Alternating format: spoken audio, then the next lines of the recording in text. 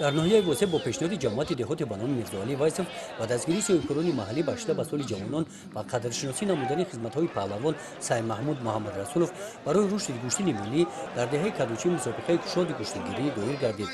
Саймаҳмуд Муҳаммадрасулов устоди варзиши иттиҳоди шӯравӣ оид ба дзюдо ва самбо, довари дараҷаи байналмилалӣ оид ба самбо, устоди шоистаи варзиши ҷумҳурии Тоҷикистон аз самбо, довари дараҷаи ҷумҳуриявӣ аз намудҳои гӯштини миллӣ, самбо, тарзи озод ва дзюдо мебошад. ӯ ғолиби мусобиқаҳои соҳавии байналмилалӣ аз рӯи гӯштини тарзи дзюдо ва самбо буда паҳлавони майдонгир шинохта шудааст. ҳамчун инсони комилу соҳибэҳтиром кордон дар давраи соҳибистиқлолии Тоҷикистон тамоми саи кӯшиш қувваи маҳорати худро баҳри рушди варзиш, солимии ҷавонон бахусус гӯштини миллӣ сарф намудааст. дар ин мусобиқа паҳлавонон аз ноҳияҳои восе, кӯлоб, фархор, ёвон, сангор, рашт ва ванҷ иштирок намуданд. барои тамошои гӯштини миллӣ ҳазорҳо мухлисон ба ин ҷо омаданд.